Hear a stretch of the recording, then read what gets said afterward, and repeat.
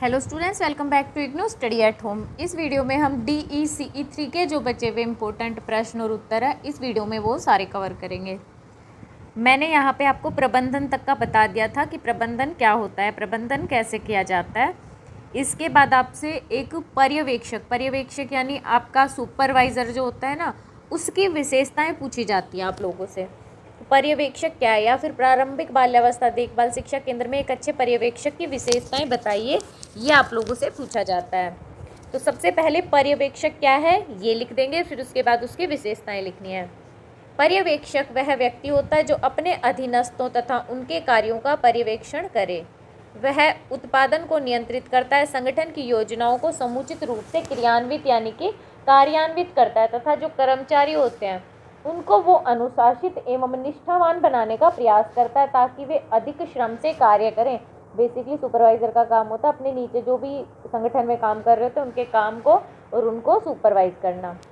एक केंद्र में सुपरवाइजर के कार्य और जो विशेषताएं निम्नलिखित हैं। एक अच्छा सुपरवाइजर कौन हो सकता है?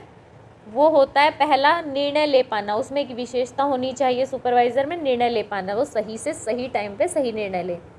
एक अच्छा पर्यवेक्षक परिस्थिति के अनुसार निर्णय लेता है। जो कार्यकर्ता अनुशासनहीन है, सहयोग नहीं करता, उसे अनुशासित करने के लिए सही समय पर सही निर्णय लेने की आवश्यकता होती है, जो एक अच्छे पर्यवेक्षक में होती है। इसके अलावा पर्यवेक्षक को पर्यवेक्षण में लचीलापन होना चाहिए। उसके सभी व्यक्ति भिन्न भिन्न होते हैं, तो उनके व्यवहार में भी भिन्न भिन्नता होती है और उनके जो काम करने के तरीके होते हैं ना, वो भी अलग अलग होते हैं। तो एक अच्छा पर्यवेक्षक होता है वो अनुभव के साथ इन लोगों से बर्ताव करना सीख जाता है, अलग अलग सभी प्रकार के लोगों से किस तरह बर्ताव करना है। अतः अच्छे पर्यवेक्षक अनुभव के साथ ऐसे लोगों से बर्ताव करना सीख जाते हैं ताकि वे व्यक्तिगत भिन्नताओं व मतभेदों में भी समायोजन कर पाएं। इसके बाद आता है संप्रेषण संबंधी अच्छे कौशल होने चाहिए एक अच्छे पर्यवेक्षक में। अन्य लोगों से कार्य करवाने के लिए उनके साथ अच्छे से बात करनी चाहिए। तो अच्छे पर्यवेक्षक को लिखित मौखिक संप्रेषण की योग्यता होनी चाहिए ताकि वे अपनी बात और संदेश अच्छे से प्राप्तकर्ता तक पहुंचा सकें। नेक्स्ट है जिम्मेदारी लेने में तत्परता। एक जो अच्छा पर्यवेक्षक होता है ना, वो केंद्र में जो काम होते हैं वो खुद तो उसे नहीं करने पड़ते, नीचे लोगों से ही करवाता है वो, लेकिन कार्य क्या करना है, नहीं करना, कैसे करना, वो निर्णय उसी जो आपका सुपरवाइज़र होता है वो निर्णय उसी को लेना होता है। वैसे तो केंद्र में कार्य अधीनस्थ कर्मचारी ही करते हैं, परंतु वास्तव में निर्धारित कार्य की जिम्मेदारी तो पर्यवेक्षक पर ही होती है। एक अच्छा पर्यवेक्षक अपने अधीन कार्यकर्ताओं के कार्य की और स्वयं के कार्य की जिम्मेदारी लेने के लिए तत्पर रहते हैं।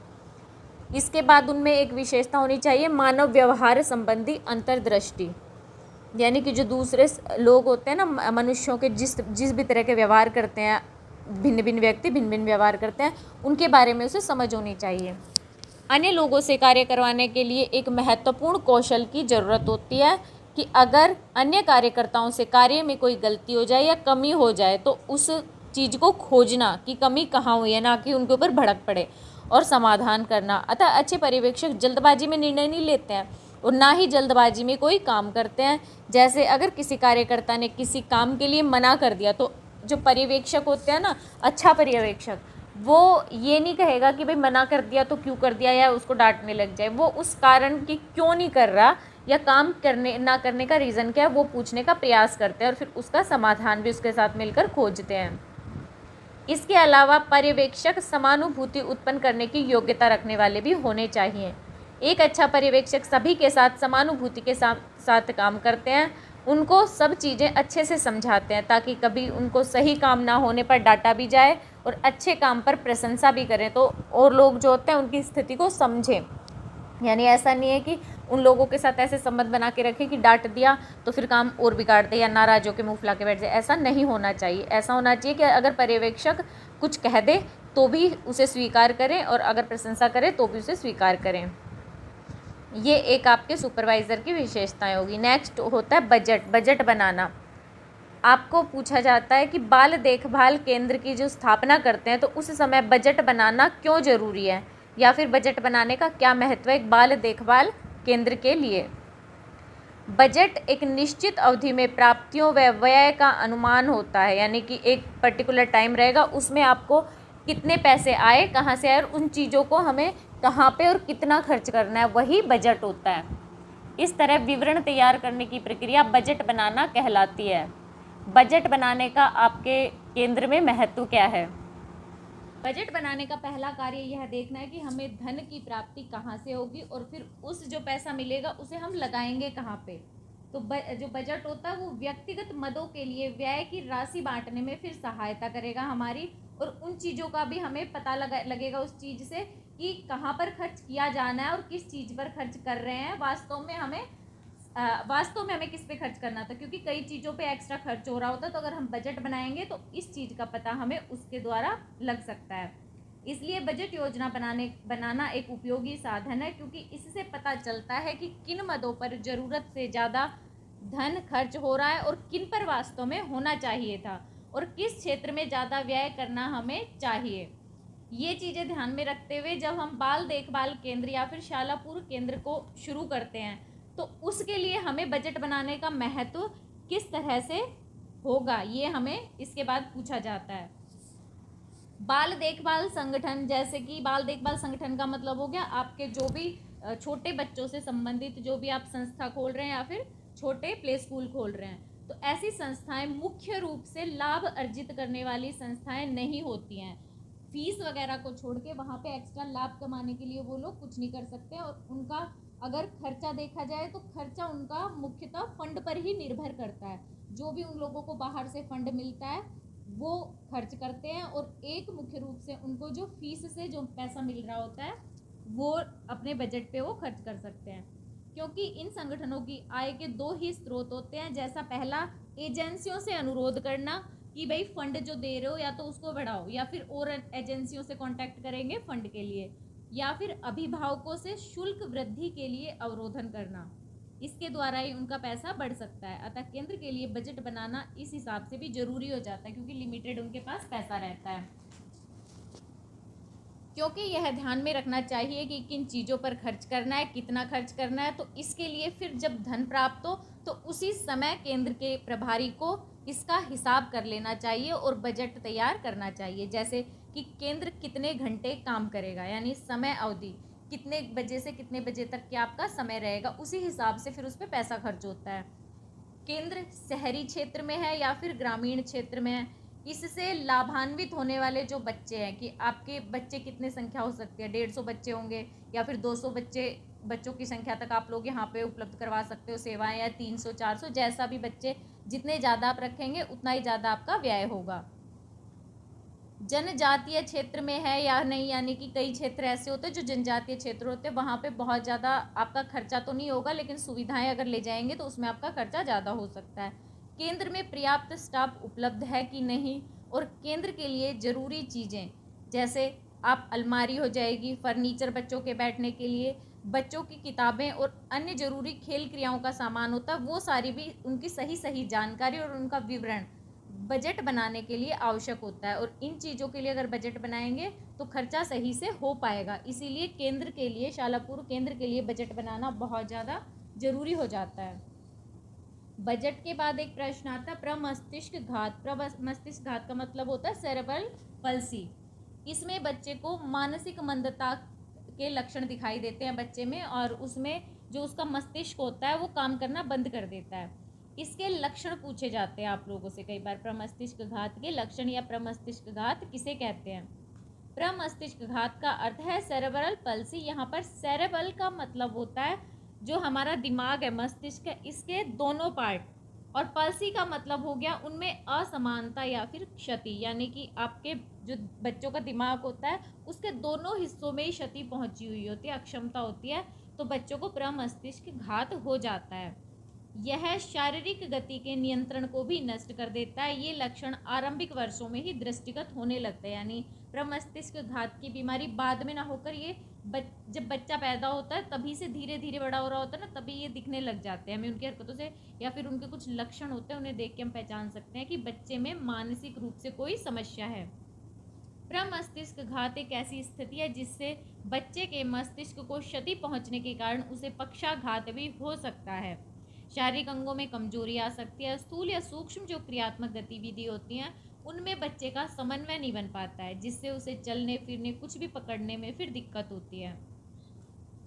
बैट्स और पैरेट ने प्रमस्तिष्क घात के ऊपर कहा है कि यह एक जटिल अवस्था है जो जीवन के प्रथम 3 वर्षों में हुई मस्तिष्कीय क्षति के कारण उत्पन्न होती है, जिसके कारण मांसपेशियों में सामंजस्य नहीं होने के कारण कमजोरी की वजह से अपंगता आ जाती है। एक बार अगर मस्तिष्क क्षतिग्रस्त हो जाए तो उसके बाद पुनः ठीक नहीं किया जा सकता और ना ही मस्तिष्क फिर इसके बाद बढ़ता है, यानी कि प्रमस्तिष्क घात एक भयंकर समस्या है बच्चों में। यह रोग लगभग हर देश हर प्रकार के परिवारों में पाया जाता है, यानी किसी को भी हो सकता है।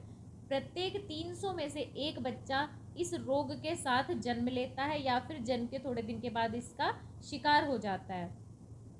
प्रमस्तिष्क घात वाले जो बच्चे होते हैं उनकी पहचान के लिए उनके लक्षणों को देखना जरूरी होता है। उनके लक्षण वाले जो प्रमस्तिष्क घात होता है ना, उससे ग्रसित बच्चे स्थूल सूक्ष्म क्रियात्मक क्रियाओं में समस्या आती है। इस वजह से वो क्या उनके एक या एक से अधिक समस्याओं से भी ग्रसित हो सकते हैं। वो बच्चे हमें दिखाई दे सकते हैं, जैसे मानसिक मंदता बच्चों में हो सकती है।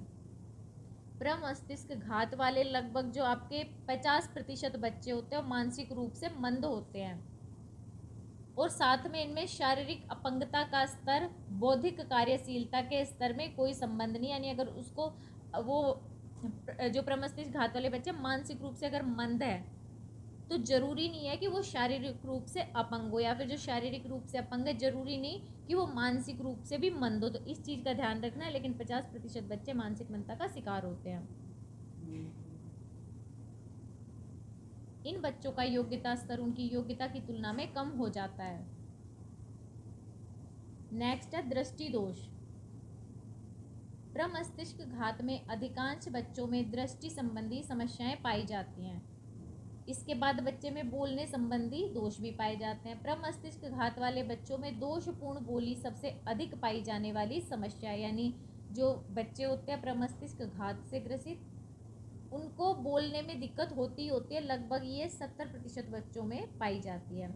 इसके अलावा वे बच्चे गूंगे हो सकते हैं, बोलने में कठिनाई हो सकती है या हकला के बोल सकते हैं। ये उनमें लक्षण दिखाई देते हैं। इसके बाद प्रमस्तिष्क घात वाले बच्चे का लक्षण है उनको दौरे पड़ते हैं। इससे भी उनकी पहचान हो सकती है। नेक्स्ट प्रत्यक्ष ज्ञानात्मक विकार, यानी बच्चे को संवेगी प्रतिबिंब जैसे सुनना देखना छूने संबंधी प्रत्यक्ष ज्ञान भी इनका प्रभावित होता है। यानी ये सब चीज़ें भी बच्चे को नहीं समझ आती हैं, तो इसका मतलब उसमें प्रमस्तिष्क घात से वो प्रभावित है। नेक्स्ट बच्चे में स्वर्ण दोष हो सकता है। ऐसे बच्चों में सुनने संबंधी दोष भी हो सकता है, परंतु यह देखने संबंधी दोष से थोड़ा कम होता है। इस प्रकार जहां एक तो प्रमस्तिष्क घात से ग्रस्त बच्चे की समस्या इतनी कम हो सकती है वे ज्ञात भी ना हो, तथा दूसरी तरफ वो इतनी भयंकर या गंभीर हो सकती है कि बच्चा शारीरिक रूप से कुछ भी कर पाने में असमर्थ रहे। उपचार और प्रशिक्षण अगर टाइम से शुरू कर दिया जाए, यानी लक्षण पता होते ही शुरू कर दिया जाए, तो शायद छोटी मोटी जो कठिनाइयाँ होती हैं उनको दूर किया जा सकता है।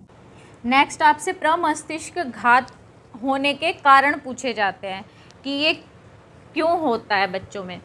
इसका प्रमुख कारण है जन्म के समय या जन्म के तुरंत बाद मस्तिष्क के क्षतिग्रस्त होने से या विकसित ना होने के कारण बच्चों में प्रमस्तिष्क घात देखने को मिलता है।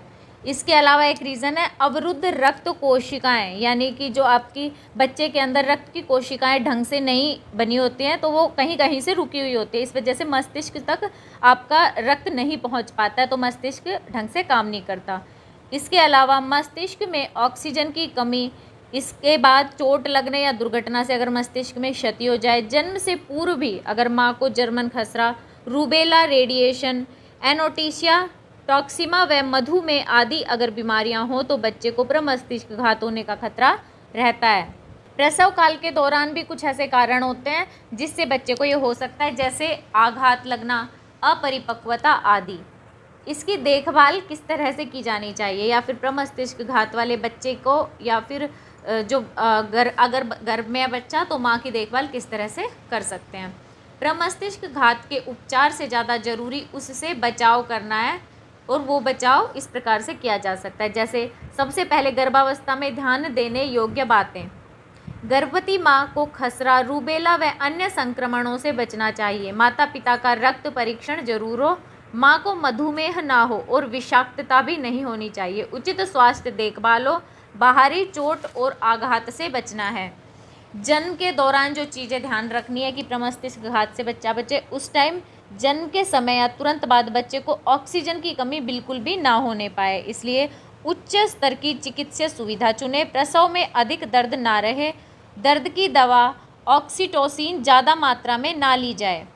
अगर बच्चे का जन्म अपरिपक्वता में हुआ है तो इसके लिए भी माँ उसका काफ़ी ध्यान रखे। इन सब की सावधानी के बाद जन्म के बाद जब बच्चे को पालते हैं तो क्या बातें ध्यान में रखनी होती है। अभिभावकों का बच्चों की प्रगति के उपाय व समस्या कम करने के उपाय हमें टाइम से बतलाने होंगे।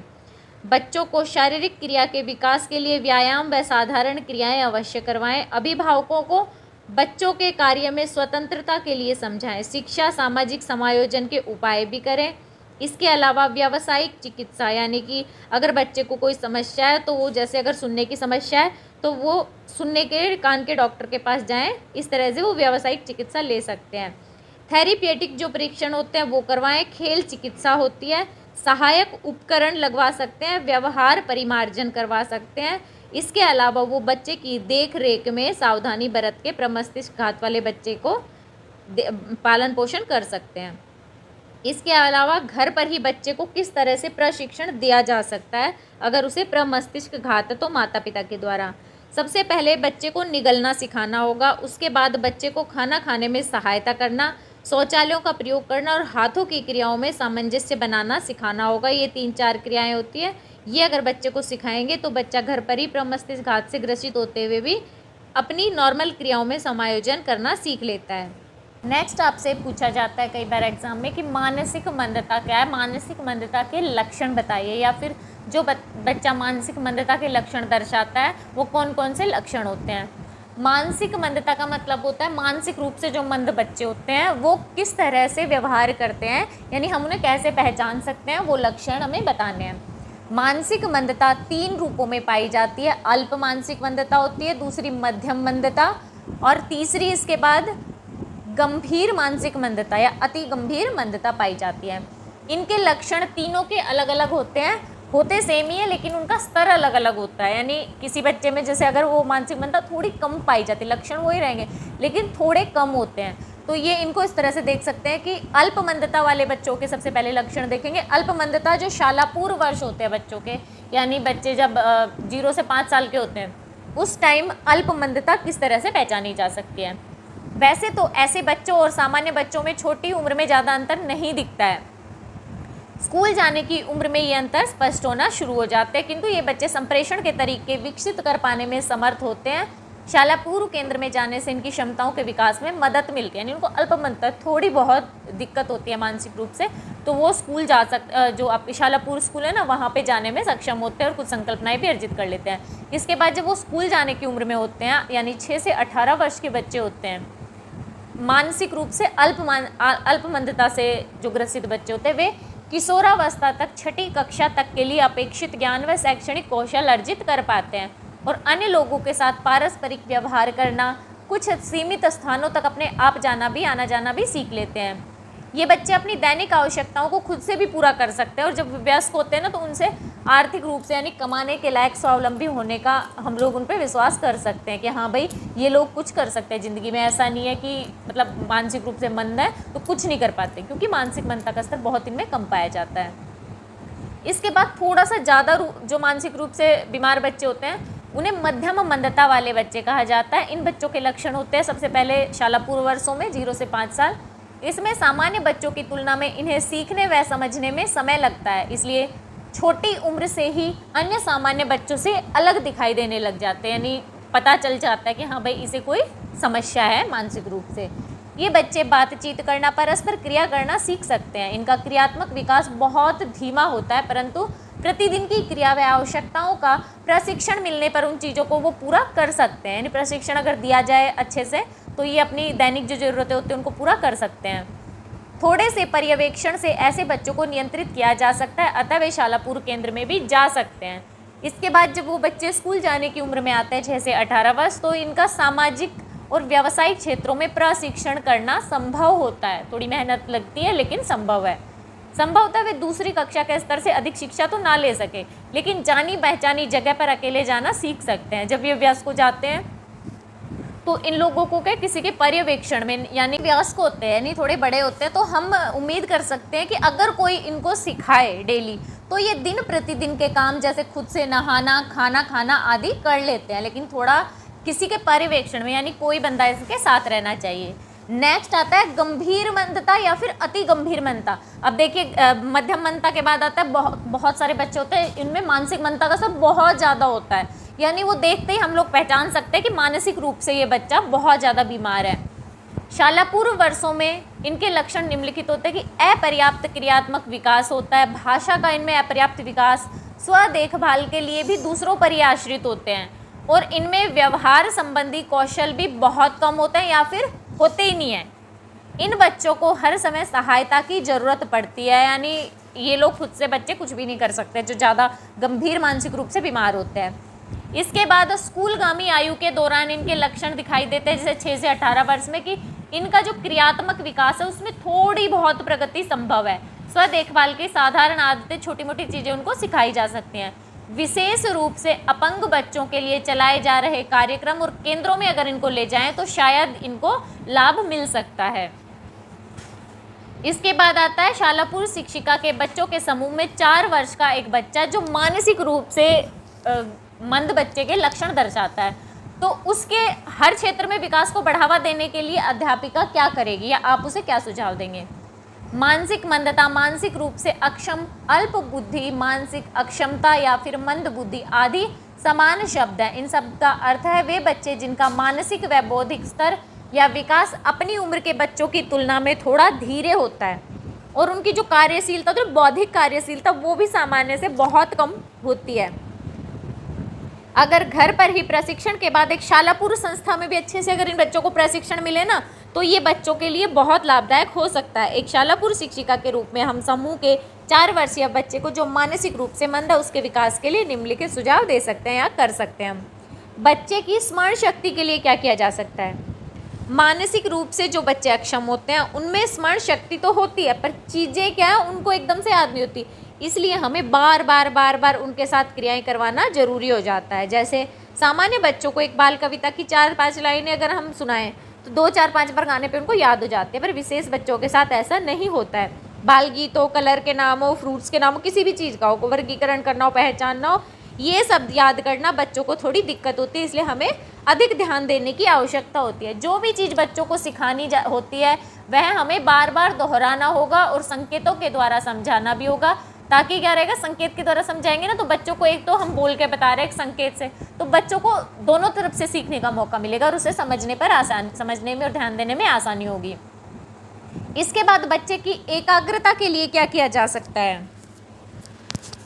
सामान्य बच्चे नई चीज़ों को जल्दी और आसानी से सीखते हैं क्योंकि वे कार्य पर एकाग्र होकर यानी अपना ध्यान केंद्रित कर सकते हैं, लेकिन जो मानसिक रूप से मंद बच्चे होते हैं ना वो नहीं कर पाते, यानी वो चाह के भी नहीं कर पाएंगे, इसलिए थोड़ा उनके साथ ध्यान देने की ज़रूरत होती है।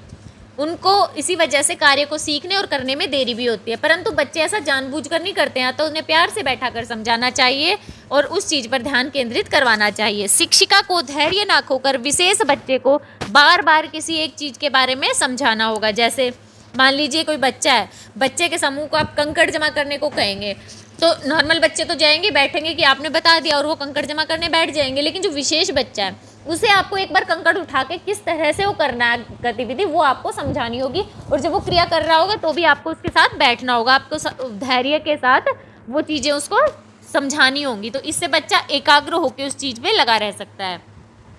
इसके बाद जो मानसिक रूप से मंद बच्चे होते हैं उनके भाषा में भी आपको पता है समस्या होती है, तो उसके लिए भी हमें प्रयास करने हैं। विशेष बच्चों की भाषा का विकास सामान्य बच्चों की तुलना में धीरे होता है, या फिर शायद अगर ध्यान नहीं देंगे ना तो फिर दिक्कत भी हो जाती है, ना भी हो सके।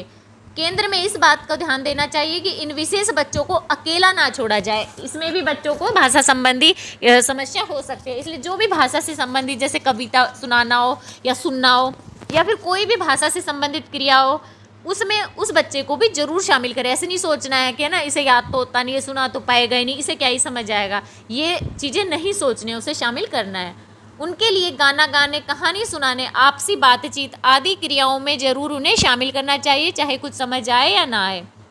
चूँकि बच्चे बोलना सीखने से पहले सुनना समझना सीखते हैं, इसलिए उनके साथ निरंतर बातचीत करते रहें। जैसे अगर बच्चा इशारों से कुछ मांगे ना, तो उसे सीधे ना दें, उसे कहें नहीं उस चीज़ का नाम बोल के बताओ, नाम बोल के बताओ, नाम बोल, इस तरह उसको बोल लेंगे तो बच्चा दोहराएगा। जैसे अगर पेंसिल के लिए बच्चा पेंसिल की तरफ हाथ करके या कुछ भी चीज़ ऐसे बोल रहा है ना कि पेंसिल चाहिए, इस तरह से हमें समझाना चाह रहा है, तो उसे बोलो नहीं, ये बोलो कि मुझे पेंसिल दो, ये पेंसिल दो, इस तरह से बच्चे को प्रेरित करें। बच्चे को बार बार दोहराने को कहें ताकि भाषा पर उसकी अच्छी पकड़ हो सके। भाषा के बाद बच्चे के व्यवहार को कैसे आप लोग विकास कर सकते हैं। वैसे तो प्रत्येक बच्चों का व्यवहार अलग अलग होता है और मानसिक मंदता वाले बच्चों में व्यवहार संबंधी समस्याएं ज़्यादा पाई जाती हैं। वैसे तो ये समस्याएं हर बच्चे में होती है, पर ये पालनकर्ता के रवैये पे भी होता है कि भाई बच्चा कैसा व्यवहार कर रहा है। अगर उनका रवैया बच्चे के प्रति कठोर है तो बच्चे का व्यवहार भी शायद खराब हो सकता है। इससे निपटने के लिए केंद्र में शिक्षक निम्न कार्यनीतियाँ अपना सकते हैं, जैसे कि बच्चे को केंद्र में यह महसूस कराएं कि केंद्र और माता पिता से उसे पूरा प्यार मिल रहा है। बच्चे के साथ समय भी गुजारें। बच्चे को ऐसी अपेक्षा रखें बच्चे से जैसे कि वो पूरी कर पाए। मान लीजिए आप कविता सुन रहे हैं, सारे बच्चों से आप कहेंगे कि अभी तक याद नहीं हुई, इस तरह से ये चीज़ आप उस बच्चे को नहीं कह सकते, यानी उस चीज़ से उसे अपेक्षा नहीं कर सकते कि 2-4 बार आपने पोएम सुनाई और वो बच्चा याद कर लेगा। ऐसी अपेक्षाएं मानसिक रूप से मंद बच्चे से नहीं रखनी है। ऐसी अपेक्षा रखें जो वो पूरी कर सके। बच्चे को यह बताने के साथ कि उसे क्या करना है, उस क्रिया में स्वयं भी भाग लें और उस क्रिया के बारे में उसे समझाने का प्रयास करें। विशेष बच्चे को एक समय में एक ही चीज़ का प्रशिक्षण दें। अपने नियमों का कठोरता से पालन करें। अगर बच्चा जिद के कारण कोई जिद कर रहा है ना, तो आप अपनी ना को हाँ में ना बदले कि जिद कर रहा है तो हम हाँ कह देते हैं, जिस चीज़ की जिद कर रहा है उस चीज़ के लिए हाँ कर दे, ऐसा नहीं करना। नियम हैं तो हैं, बच्चे के साथ भी वो चीज़ें अपनाएं। बच्चे को उसके गलत व्यवहार के परिणाम व दुष्प्रभावों के बारे में भी समझाएं। अगर बच्चा अनुपयुक्त व्यवहार करना बंद करे तो उसे समझाएं और व्यवहार पर नियंत्रण करने पर उसकी प्रशंसा भी करें। इस प्रकार ऊपर वर्णित तरीकों के द्वारा शालापुर केंद्र में शिक्षिका एक मानसिक मंदता वाले बच्चे के विकास को बढ़ावा दे सकती है। इसके बाद एक टॉपिक आता है SOS बालग्राम क्या है। ये छोटा प्रश्न आपसे पूछा जाता है, जो टिप्पणियाँ आती है ना उस टाइप से पूछा जाता है। SOS बालग्राम क्या है। SOS बालग्राम एक गैर सरकारी स्वैच्छिक संगठन है जो लाभ निरपेक्ष है। SOS बालग्राम के अंदर ना अनाथ और बेघर बच्चे होते हैं, वो रहते हैं, उन्हें यह संरक्षण देता है। इस संस्था की स्थापना 1964 में हुई थी, जो बहुत सारे लोगों की सहायता से हुई थी। पहला SOS ग्राम जो था वो फरीदाबाद के ग्रीन फील्ड इलाके में स्थापित किया गया था, जो अनेक व्यक्तियों, कंपनियों के दान, भूमि दान और बच्चों की छात्रवृत्ति आदि सहायता से फिर वो बना था। स्थापना के बाद धीरे धीरे बहुत सारे अच्छे लोग, बहुत सारे सैकड़ों सह कार्यकर्ता, स्नेहमयी माताएं, अनेक अच्छे लोग आते गए और इस संस्था से जुड़ते गए। धीरे धीरे इसकी पहुंच देश के अन्य भागों में भी पहुंची और प्रत्येक SOS बालग्राम में 10 से 12 परिवार गृह होते हैं। प्रत्येक जो परिवार होता है उसमें 9 से 10 बच्चे रहते हैं जो भाई बहन की तरह रहते हैं। माता के द्वारा देखभाल की जाती है, स्कूल जाते हैं, पड़ोसी परिवारों से भी अच्छे सामाजिक संबंध बनाते हैं। जब ये बच्चे बड़े हो जाते हैं तो वो डॉक्टर, शिक्षक, नर्स, इंजीनियर, पत्रकार या फिर अन्य कार्य भी करते हैं। कई स्वरोजगार को भी अपनाते हैं और बड़े होने पर अनेक बच्चे अभी स्वतंत्र, विवाहित और संपन्न देखे गए हैं।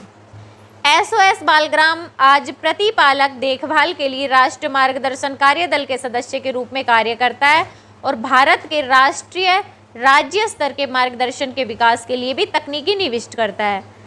यह भारत सरकार के महिला व बाल कल्याण विकास के बाल संरक्षण उप कार्यदल का सक्रिय सदस्य है और यह बाल अधिकार के भारत सहयोग का भी सक्रिय सदस्य है।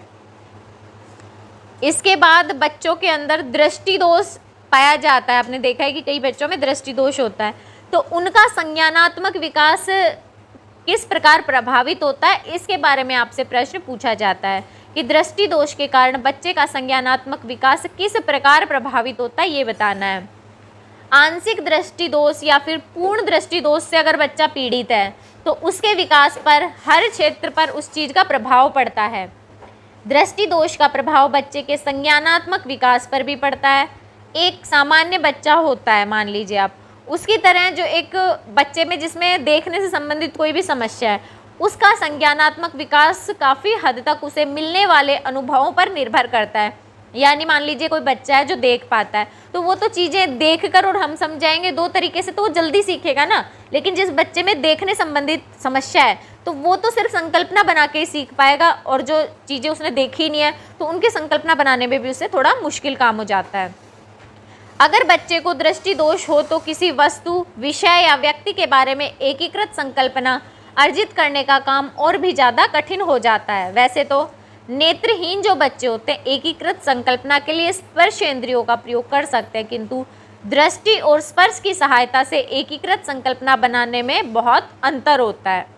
क्योंकि जब तक आंखें खुली होती हैं तो दृष्टि भी हमारी काम कर रही होती है, और आंतरिक अंगों में कोई समस्या दोष ना हो तब तक हमें सुनाई भी अच्छे से देता है। यानी बिना किसी विशेष प्रयास के हम चीज़ों को देख सकते हैं और उनके बारे में फिर हम धारणा भी बना सकते हैं। लेकिन जब स्पर्श के द्वारा किसी वस्तु को हमें जानना होगा तो कुछ विशेष प्रयास करने होते हैं, क्योंकि स्पर्श के द्वारा सीखना खुद से नहीं आता, यानी उसके लिए हमें किसी न किसी प्रशिक्षण की ज़रूरत पड़ती है। जब बच्चे किसी चीज़ को देख सकते हैं तो उसके बारे में उसके मन में कौतुक जगता है, और उस चीज़ को जानने की क्या अन्वेषण करने का और ज़्यादा वो बच्चे प्रयास करते हैं। बच्चे दूसरों का अवलोकन करके नकल करके भी सीखते हैं, लेकिन जो दृष्टि दोष है जिस बच्चे में, वो ये चीज़ें कैसे कर पाएंगे, उनको उनके साथ ये सब नहीं हो पाता, तो इसके लिए ज़्यादा प्रयास करने होंगे। पालनकर्ता को एक सामान्य बच्चे की तुलना में दृष्टि दोष वाले बच्चे के लिए ज़्यादा सोच समझकर सचेतन रूप से अनुभव घटनाओं को या वस्तुओं को व्यवस्थित करके रखना होता है, और बच्चे को उन चीज़ों का मतलब भी समझाना होगा। जैसे बच्चे को कुर्सी के बारे में बताएंगे, नॉर्मल बच्चे को बताएंगे, वो तो कुर्सी को देख रहा होता है कि किस तरह की उसकी कुर्सी जो होती है वो किस तरह से दिखती है, और उसके बारे में बच्चा आसानी से सीख जाएगा। लेकिन दृष्टि दोष वाला बच्चा है, उसको हम बताएंगे ना तो उसको सारी चीज़ें ढंग से समझाएंगे। जैसे कुर्सी की सीट को उसे छूकर दिखाएंगे, जैसे आंखों से तो मान लीजिए दिख नहीं रहा, लेकिन उसे टच करवाते रहेंगे, उसे बताएंगे देखिए ये कुर्सी है, ये इसकी सीट है, फिर उसका हाथ पीछे की तरफ लेके जाएंगे, फिर उसे बताएंगे ये जो कंधा है यहाँ पे आराम करते हैं ना। इस तरह से बच्चे को धीरे धीरे उस चीज़ के बारे में बताएंगे, ये पीठ वाला हिस्सा है, ये इसके हैंडल है, ये स्पर्श करके बच्चे को उस चीज़ की संकल्पना समझाएंगे, तो बच्चे फिर उसको ढंग से समझेंगे। यानी नेत्रहीन बच्चे किसी भी वस्तु के बारे में क्रमशः सीखते हैं धीरे धीरे, जबकि सामान्य बच्चे एक बार में ही सीख जाते हैं। कुछ बच्चे जैसे बादल, पर्वत, सूर्य, तारे, चांद आदि को बालिका छू नहीं सकती है। यद्यपि नेत्रहीन बालिका घर की प्रत्येक दीवार को छूकर दूरी मापकर संकल्पना बना लेती है, परंतु सामान्य बच्चे की तरह नहीं बना पाती, क्योंकि वो घर के विभिन्न भाग या संपूर्ण घर को एक साथ ही देख लेते हैं। अतः इन बच्चों की समझ सामान्य बच्चों से थोड़ा अलग होती है। वैसे बालिका की दृष्टि किस आयु में क्षतिग्रस्त हुई, यानी बच्चे को देखने की समस्या कब हुई है, ये इस बात पे भी निर्भर करता है। मान लीजिए कोई बच्ची है, वो 5, 6, 7, 8 साल की हो गई, उसके बाद देखने की क्षमता उसकी गई है, तो चीज़ें जो उसने मतलब संकल्पना बनानी थी ना उस टाइम, मतलब वो चीज़ वो देख पाती थी। यानी अब उसे पता है, वो उसको दृष्टि दोष है, लेकिन उसने वो चीज़ देख ली थी। कुर्सी, मान लीजिए कुर्सी की संकल्पना है, उसने वो चीज़ देख रखी है कुर्सी, तो जैसे ही उसे उस कुर्सी के बारे में संकल्पना समझाएंगे ना तो उसके दिमाग में दिख नहीं रहा है, लेकिन दिमाग में कुर्सी की जो होती है ना तस्वीर आ जाएगी। यानी उसे सिखाने में फिर हमें आसानी होगी, जल्दी संकल्पना सीख जाते हैं। और जन्म से अंधे बच्चे होते हैं, उनको संकल्पना बनाने में ज़्यादा टाइम लगता है या ज़्यादा कठिनाई होती है। इस प्रकार हम समझ सकते हैं कि दृष्टि दोष से ग्रस्त बच्चे का संज्ञानात्मक विकास उस दृष्टि की क्षति के स्तर, जिस आयु में उसकी दृष्टि ग्रस्त हुई है, और बच्चे के उत्प्रेरण और पालनकर्ता जो अनुभव प्रदान करते हैं उन सब पे निर्भर करता है। तो इस प्रकार से दृष्टि दोष से बच्चा जो ग्रसित है उसकी हम सहायता कर सकते हैं। दृष्टि दोष वाला बच्चा, उसे चलने फिरने में देखिए कठिनाई होती है, तो उस चीज़ के लिए देखभाल करता कैसे उसकी सहायता कर सकते हैं। दृष्टि दोष वाले बच्चे को चलने फिरने में सहायता के लिए देखभाल करता क्या कर सकते हैं, उसे गोद में उठाएं, उसकी बाजू, हाथ पैर को हिलाएं ताकि वो जान पाए। नहीं नॉर्मल बच्चे के 5-6 महीने में 6 महीने के बैठने लग जाते हैं, फिर उसके बाद घुटने चलना, खड़े होना ही सीख जाते हैं। लेकिन जन्म से अंधा बच्चा होता है ना, उसे इन चीज़ों में समस्या आती है, तो हम क्या करेंगे, घुटनों पे चलने का जो आपकी पोजीशन होती है उस टाइप से बच्चे को बिठाएंगे, फिर उसके हाथ आगे करेंगे, घुटना आगे करेंगे, फिर उससे बच्चा प्रेरित होगा। ये चीज़ें हम कर सकते हैं। बच्चे को गोद में लेकर भिन्न भिन्न प्रकार से हिलाएं डुलाएं, बच्चे को हाथ पैर हिलाने डुलाने में मदद करें। 7 से 8 महीने के शिशु घुटनों के बल चलना फिरना शुरू कर देते हैं, पर शायद दृष्टिहीन बच्चा ऐसा ना कर पाता हो, इसलिए उसे प्रेरित करना होगा, उसकी ज़्यादा प्रेरण में मदद करनी होगी हमें। बच्चे को घुटनों के बल चलने की मुद्रा में ज़मीन पर बिठाएं, सामने किसी को ताली बजाने के लिए बोले ताकि आवाज़ से बच्चा उस व्यक्ति की ओर आकर्षित और फिर आगे बढ़ने का प्रयास करे। तो धीरे उसे क्या, फिर धीरे धीरे घुटनों चलना सीख जाता है। आवाज़ करने वाले खिलौने या वस्तु को भी बच्चे से थोड़ा दूर ले जाकर बच्चे की ओर लुढ़काएं और बच्चे को उसकी ओर बढ़ने के लिए फिर प्रेरित करें। बच्चे को अगर घुटने पे चलना आ जाए तो उसे आसपास घूमने, घर का सामान का अन्वेषण करने के लिए प्रोत्साहित करें। उसके लिए क्या करना होगा, हम सामान, ऐसा सामान रखेंगे जिससे चोट ना लगे, और भारी सामान जिसे चोट लगने का खतरा होता है वो हम दूर रखेंगे, और जब बच्चा चल रहा होता है उस टाइम हम उसके ऊपर ध्यान देंगे। साल भर में चलना सीखने पर बच्चा शायद आसपास के सामान से टकराने के डर से प्रयास करना ही छोड़ दे, इसलिए शुरू में उसके साथ साथ चलें। पहले बच्चे के साथ चलें और उसे आसपास के परिवेश के बारे में समझाएं। पूरे घर में उसे लेकर घूमें और अन्वेषण में उसकी सहायता करें ताकि बच्चा घर की और घर के अंदर जो वस्तुएं होती हैं ना उसकी संकल्पना बना सके। बच्चा चलना शुरू कर दे तो उसे सिखाएं कि एक हाथ मुंह के सामने रखे ताकि अगर उसे किसी चीज़ से चोट लगे ना तो उसका मुंह थोड़ा सा सेफ रहे चोट से। दूसरा हाथ सामने रखने को कहें, अगर हाथ सामने रहेगा और हिलाता हुआ चलेगा ना तो सामने अगर कोई चीज़ रहेगी तो हाथ उससे टकराएगा और उसे पता चल जाएगा मुझे इस साइड नहीं जाना है, तो इससे उस चीज़ से बचकर निकल सकता है। धीरे धीरे बच्चा इससे फिर अकेले भी बिना डरे चलना सीख जाएगा। किसी विशेष जगह पर पहुंचने के लिए बच्चे को किस दिशा में चलना है यह समझाने में उसे मदद करें। बच्चे के लिए जो जानी पहचानी जगह होती है ना, जैसे घर का गेट हो गया, दीवार से चीज़ें शुरुआत करें। बच्चा अकेला चलना सीख जाए तो क्या करेंगे, वो गिरेगा नहीं, यानी उसे पता चल जाएगा कि धीरे धीरे कि हाँ इधर ये चीज़ है, इधर ये चीज़ है, वो कोशिश करना सीख करके और अकेले चलना सीख जाता है। तो उसे उस टाइम समझाएं कि जब वो गिरने वाला हो, अगर उसे लगे कि गिरने वाला तो दोनों हाथ आगे कर ले, दोनों हाथ आगे करके फिर गिरेगा तो हाथ, जैसे हाथ के बल गिरेगा ना तो उसे सीधा ज़्यादा चोट लगेगी नहीं, कम चोट लगेगी। बच्चे को जितनी जल्दी अकेला चलने का प्रशिक्षण दे सकते हो दे ताकि उसे बाद में डर ना लगे। बच्चे को झुकने पर हमेशा एक हाथ चेहरे के आगे रखने को बोले ताकि कोई ऐसी चीज़ है जिसे चोट लगे, हार्ड सरफेस हो गया, कुर्सी हो गई, टेबल हो गया, दरवाजा दिया, कुछ भी चीज़ हो गई, तो जैसे झुका तो एकदम से अगर झुका तो उसे चोट लग जाएगी, तो मुंह के आगे हाथ रहेगा ना तो उससे उसे चोट लगने का खतरा कम रहेगा। बच्चा अच्छे से चलना फिरना सीख ले तो उसे पड़ोस में लेकर जाएं, वृक्ष, झाड़ियों, भवनों को छूने का अवसर दें। इसके अलावा जो बच्चा जिस ज़मीन पे हम घूम रहे हैं, चल रहा है, उस चीज़ के बारे में भी उसे समझाएं कि अच्छा कहाँ चल रहे हो, ये पता है मैदान है, यहाँ मिट्टी है, यहाँ पे सड़क है, यहाँ पे घास उगी हुई है, ये पहाड़ी इलाका है, यहाँ पे पानी है, यहाँ दलदल है, ये सारी चीज़ें बच्चे को बताया जा सकता है। इससे बच्चे को हम सिखा सकते हैं। प्रारंभ में बच्चे के रास्ते में कंकड़ पत्थर हटा दें और जब बच्चा छड़ी की सहायता से स्वयं चलने लगे ना तो उसे छड़ी से इन चीज़ों को हटाने को कहें कि छड़ी आगे करो, ऐसे ऐसे हिलाओ छड़ी को, दिख जाएगा कि आपके रास्ते में कंकड़ पत्थर है, छड़ी से उस चीज़ को स्वयं हटाएं। लगभग 6 वर्ष के बच्चे को छड़ी की मदद से चलना सिखा सकते हैं। शुरू में आगे आगे खुद चलें और उसे स्वयं रास्ता बताएं, बाद में खुद से उसे रास्ता खोजने को बोलें। उसे यह समझाने में मदद करें कि कब वह खुले में चल रहा है, कब भवन या दीवार के पास, यानी कदमों की आहट से उसे ये चीज़ें समझा सकते हैं कि मान लीजिए हम कोई चारों तरफ से बंद चीज़ है, भवन है, उसमें चल रहे होते हैं तो कदमों की आहट की आवाज़ अलग होती है, गूंजती हुई होती है, मैदान में अलग होती है, सड़क पे अलग होती है, तो इन चीज़ों के बारे में उसे ये समझाएं कि कहाँ चल रहा है, किस जगह चल रहे हैं। वो धीरे धीरे फिर उनका संज्ञानात्मक विकास के साथ ये चीज़ें वो सीख सकते हैं। बच्चे को खतरे वाली जगह जैसे आग, कुएं, भीड़ भाड़, ट्रैफिक, बहुत ज़्यादा ट्रैफिक की जगह, ऐसी सड़कों और नदियों के पास ना भेजें। अगर बच्चे को कोई नाला पार करना है तो पहले उसे ये सिखाएं कि छड़ी से उस नाले की चौड़ाई का अंदाज़ा करे, कि छड़ी को ले और देखे कि छड़ी से अगर वो पार हो पा रहा है और तो अंदाज़ा हो जाएगा कि पैर से भी वो पार कर पाएगा नहीं कर पाएगा, इससे उसे अंदाज़ा करना सिखाएं।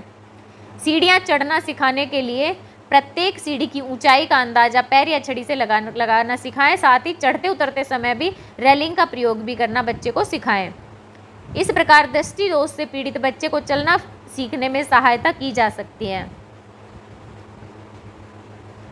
दृष्टि दोष के बाद स्वर्ण दोष के बारे में बच्चे के स्वर्ण दोष के बारे में पूछा जाता है प्रश्न। स्वर्ण दोष वाले बच्चे की सहायता करने के लिए आप क्या कर सकते हैं, कक्षा में जो बच्चों को बिठाएंगे ना तो बिठाने किस प्रकार से बिठाएंगे, किस प्रकार से संरचना में बदलाव कर सकते हैं बैठने की, कि जो आपका श्रवण दोष से पीड़ित बच्चा है, जिसे सुनने से दिक्कत है, वो बच्चा भी आराम से क्रिया में, जो केंद्र में क्रियाएं हो उसमें भाग ले सके। स्वर्ण दोष वाले बच्चे के विकास के लिए कार्यकर्ताओं को बच्चों की कक्षा की संरचना और बैठने की योजना की व्यवस्था के लिए जो प्रयास करने चाहिए वो निम्नलिखित हैं। इसमें क्या करें, सबसे पहले जिस बच्चे को सुनने में दिक्कत है उसको सीट में सबसे आगे बिठाना चाहिए और ऐसी जगह पे बिठाएं जिससे शिक्षिका कम हुआ है ना उसकी तरफ हो, यानी जब बोले तो शिक्षक सुनने बच्चे को सुनाई तो कम दे रहा है या फिर नहीं भी दे रहा है तो वो उसके लिपसिंग से समझ सके बच्चा। तो इसलिए शिक्षिका जो निर्देश दे रही है तो स्वर्ण दोष वाला बच्चा शिक्षिका की तरफ मुंह करके बैठा होना चाहिए। शिक्षिका को अपनी पीठ बच्चे की ओर करके बात नहीं करनी चाहिए।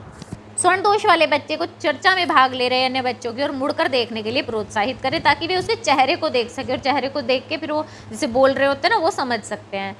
इनको अर्ध गोलाकार रूप में बैठाने से भी एक दूसरे को देख पाने में सहायता होती है, यानी बच्चे को ऐसे हाफ सर्कल में बिठाएंगे ना और फिर जो दृष्टि दोष वाला जो आपका स्वर्ण दोष वाला बच्चा होता है ना वो उनको देखने में उसे आसानी होगी। जब कक्षा के बच्चे बाहर घूमने जाएं या सड़क पर हों तो क्षतिग्रस्त यानी स्वर्ण शक्ति वाले बच्चे की ओर अधिक ध्यान देना चाहिए क्योंकि संभव उसको उपस्थित खतरों का पता ना लग पाए। इस बात पर भी ध्यान रखें कि बच्ची क्या कर पाता है क्या नहीं कर पाती है। उसके साथ कक्षा के अन्य सभी बच्चों की विशेष योग्यता रुचियों के संबंध में कक्षा में भी चर्चा करें। उसके उसी स्तर के व्यवहार तत्परता शिष्टता की अपेक्षा करें जो कि जितना वो कर सकती है, जैसी कि उसके साथ के अन्य सुन पाने या फिर बच्चों से की जाती हो। उसे अपने स्वर्ण दोष को उचित व्यवहार न कर पाने का बहाना बनाने का अवसर मत दीजिए, यानी कि उसे ऐसा नहीं महसूस करवाना कि वो सीधा कह दे कि अच्छा मुझे नहीं समझ में आया क्योंकि मुझे सुनाई नहीं दिया था। उसे ये मौका मत दीजिए, उसे पूरे ऐसे मौके दीजिए जिससे कि वो सीखने सुनने और पढ़ने का उसे पूरा मौका मिले। स्वर्ण दोष वाले बच्चों के संबंध में कभी कभी विशेष आपात स्थितियाँ भी आ सकती है, जैसे खेलते के टाइम ना बच्चे को कान में चोट लग जाए, ऐसे में घबराना नहीं है, उसे फर्स्ट एड देनी है और उसके माता पिता को भी सूचित करें और जिस डॉक्टर के पास उसका इलाज चल रहा होता है वो माता पिता वहाँ लेकर जाए। ज़रूरत पड़े तो केंद्र में जो आप लोग हैं शिक्षिकाएँ हैं वो भी डॉक्टर के ले जाने में सहायता कर सकती है। अगर बच्चा हियरिंग एड्स यानी सुनने की मशीन, कान में सुनने की मशीन पहनता है, उसे अगर नुकसान पहुंच गया हो तो उसे निकाल कर सुरक्षित रख दें और जब घर जाए बच्चा, घर के लिए कोई आए तो उस टाइम या तो उसके बैग में रखते हैं, माता पिता लेने आए तो उन्हें दे दें। साथ में माता पिता के नाम चिट्ठी जरूर भेजें जिसमें लिखा हो कि हियरिंग एड में क्या समस्या है। वाक चिकित्सक से जिसके पास बच्चा प्रशिक्षण के लिए जाता है उससे संपर्क बनाकर रखें, इससे आपको बच्चे की शिक्षण योजना प्रभावी बनाने में मदद मिलेगी। इसके बाद कुछ कार्यनीतियाँ आती है संदेश देने की। एक है बच्चे से बच्चे की कार्यनीति, एक है महिला से महिला की कार्यनीति। ये दोनों में से कोई भी पूछी जाती है। बच्चे से बच्चे की कार्यनीति में एक बच्चे को सिखाया जाता है, प्रशिक्षण दिया जाता है ताकि वो अन्य बच्चों को सिखाए और सेम ऐसा ही महिला से महिला कार्यनीति में होता है। पहले हम बच्चे से बच्चे की कार्यनीति देखेंगे। बच्चे से बच्चे की कार्यनीति का आशय कुछ बच्चों को प्रशिक्षित करने के बाद उनके द्वारा सहायता लेकर अन्य बच्चों को प्रशिक्षित करना, क्योंकि बच्चे शायद सीधे तो शिक्षक से इतना नहीं सीख पाते जितना अपनी हम उम्र के बच्चे या फिर अपने बड़े जो भाई बहन होते हैं ना उनसे ज़्यादा सीखते हैं, उनसे खुलकर एक दूसरे के साथ वे बात करते हैं। बच्चे से बच्चे की कार्यनीति जो होती है इसका उद्देश्य या फिर सिद्धांत निम्नलिखित है। विभिन्न शहरों, नगरों या देशों में माँ भी आजीविका कमाने के लिए घर से बाहर जाती है तो छोटे बच्चे की जिम्मेदारी मुख्य रूप से बड़े बच्चों को सौंप कर जाती है। अगर माँ घर के कामों में व्यस्त रहे तो भी घर में बड़ी बहन या जो भाई होते हैं ना छोटे बच्चों को संभालते हैं, उनको खाना वाना खिलाना, खेल खिलाना पिलाना, बहलाना आदि काम वही करते हैं। अगर उन बड़े बच्चों को ये सब काम ढंग से सिखा दें तो बच्चों के स्वास्थ्य स्तर व विकास में परिवर्तन आ सकता है। इस नीति का उद्देश्य है बड़े बच्चों को शिक्षित करना व उन्हें इस बात के लिए प्रेरित करना कि वे स्वयं भी अच्छी आदतों व मूल्यों को ग्रहण करें और घर में छोटे भाई बहनों को भी उस चीज़ से प्रेरित करें। इस कार्यनीति में बच्चों को स्वास्थ्य व बीमारी के निरोधक निवारक उपाय समझाए जाते हैं, क्योंकि ये बच्चे क्या है इसे जल्दी ग्रहण कर लेते हैं, क्योंकि बच्चों में हमेशा सीखने की जिज्ञासा रहती है, उत्सुकता बस वे नए नए प्रयोग भी करते हैं।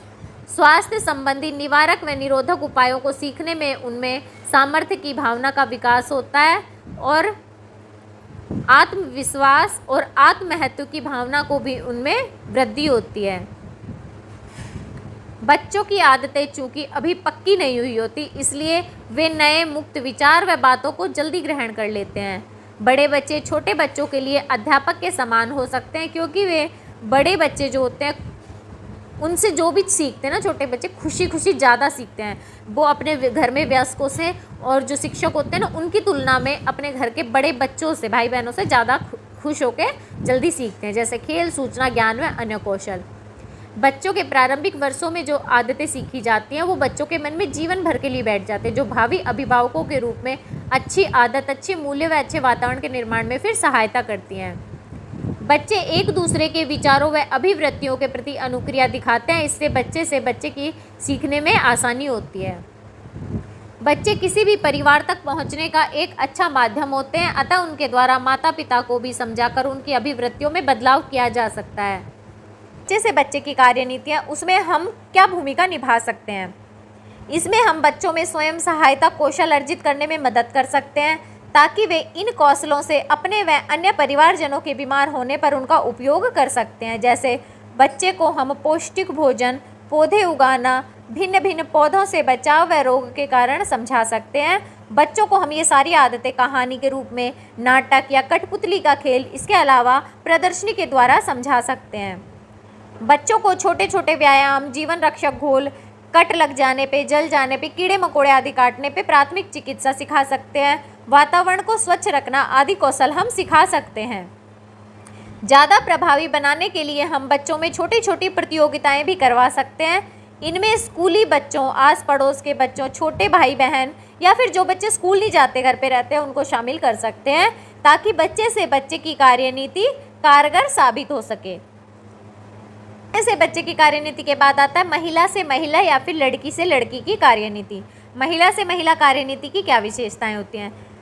महिला से महिला कार्यनीति में बच्चों को सही मूल्य, अभिवृत्तियां विकसित करने में एक महिला जो होती है ना बहुत अच्छी महत्वपूर्ण भूमिका निभाती है, क्योंकि वही उनकी देखभाल करती है। महिलाओं को समझाना आसान होता है, क्योंकि इनके लिए परिवार व अपनों का कल्याण ही सर्वोपरि होता है, क्योंकि इनकी पूरी जिम्मेदारी महिलाओं की होती है। कई महिलाओं के अंदर नेतृत्व के गुण पाए जाते हैं, जिनके द्वारा हम अन्य स्त्रियों व लड़कियों को भी प्रेरित कर सकते हैं। महिला व लड़कियां मुख्य रूप से अधिक मैत्रीपूर्ण व्यवहार दर्शाती हैं, इसीलिए इनके द्वारा सूचना पड़ोसी, दोस्तों व रिश्तेदार आदि में आदान प्रदान की जा सकती है। इस कार्यनीति को किस प्रकार से कार्यान्वित किया जाता है, यानी इसके जो महिला से महिला कार्यनीति होती है, इनको किन चरणों में बांटकर हम इस कार्यनीति को कर सकते हैं। इसमें सबसे पहले जो महिला नेतृत्व करने वाली महिला होती है उसकी पहचान की जाती है कि भाई हाँ, इसके अंदर ऐसा गुण है जो कि नेता बनने का गुण है, कि वो सबको एक साथ लेकर समझा सकती है, यानी लोग उसकी बात ध्यान से सुनेंगे, उसकी पहचान करेंगे हम। फिर उसके बाद हमें जो संदेश देना है उसका निर्णय लिया जाएगा कि ये समझाना है। फिर उस संदेश को संप्रेषित करने के तरीके चुनेंगे। फिर मौखिक रूप से महिला से महिला, लड़की से लड़की के द्वारा इस संदेश को अनेक लोगों तक पहुंचाने के लिए प्रोत्साहित करेंगे, और फिर महिलाओं को समझाएंगे और फिर उन्हें प्रोत्साहित करेंगे कि ये जितने लोगों के पास हो सके उतने लोगों को आप ये बताइए। इसके लिए वे जानकारियाँ उन लोगों के साथ बांटी जाएंगी जिनको इसकी ज़रूरत होती है। इसके बाद प्रश्न आता है संप्रेषण में व्यवधान क्या क्या आते हैं, यानी एक अच्छा संप्रेषण में, जो अच्छा संप्रेषण ढंग से हम देते हैं, संदेश किसी को देते हैं ना, संप्रेषण उसे कहते हैं, तो उसके अंदर क्या क्या व्यवधान आते हैं। प्रभावी संप्रेषण में प्रेषक के द्वारा जो संदेश दिया जाता है वह प्राप्तकर्ता तक पूर्ण रूप से पहुंचाया जाता है, परंतु कई बार प्रभावी संप्रेषण में कुछ व्यवधान उत्पन्न होने से संदेश या फिर संचार सफल नहीं हो पाता। संचार या प्रभावी संप्रेषण में जो बाधाएं आती हैं वो प्रेषक यानी संदेश देने वाले और प्राप्तकर्ता यानी संदेश लेने वाले दोनों तरफ से आ सकती हैं। प्रेषक की तरफ से जो समस्याएं आती हैं वो हैं कि संचार प्रक्रिया में अनेक कारक संदेश देने वाले प्रेषक प्राप्तकर्ता के बीच अवरोध पैदा कर देते हैं। इन बाधाओं के कारण अपूर्ण संचार, कुसंचार, गलत संदेश, कुरचित संप्रेषण व संचारहीनता की स्थिति हो सकती है, जो फिर बाद में समस्या बन जाती है। प्रेषक की तरफ से जो समस्याएं होती हैं वो होती है, पहला भाषागत अवरोध, यानी भाषा में समस्या हो सकती है कि जो लोग सुनना चाह रहे हैं वो अलग लैंग्वेज को जानते हैं और जो बोल रहा है वो अपनी लैंग्वेज में बोल रहा है, तो ये भाषागत समस्या हो सकती है।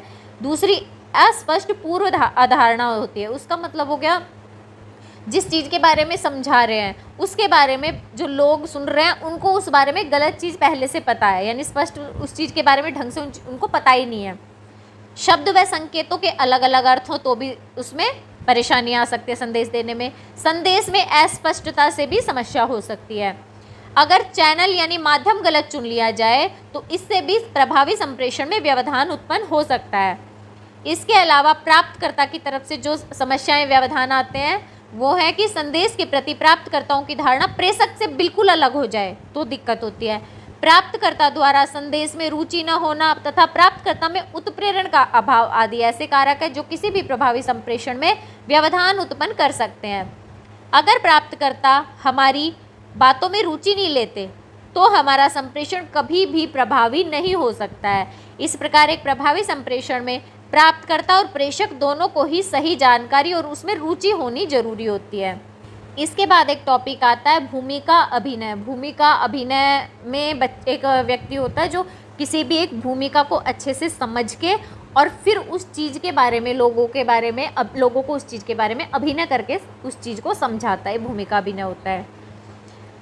जब कोई व्यक्ति एक भूमिका को समझकर उसे अच्छे से जानकर उस भूमिका के संबंध में पूरा प्रशिक्षण लेकर नियम पूर्वक निभाता है उसे भूमिका अभिनय कहते हैं। जैसे एक वकील वकालत करना पसंद करता है तो अब वकील जो होता है वकालत करना उसे पसंद है। वकालत सीधा थोड़ी ना सीख सकता है, पहले उसके लिए उसे पढ़ना पड़ता है, फिर वकालत के लिए उसे प्रैक्टिस करनी होती है, उस चीज़ का वह प्रशिक्षण लेता है, फिर वो अच्छे वकील का निर्वाह करता है, अच्छे वकील की भूमिका निर्वाह करता है।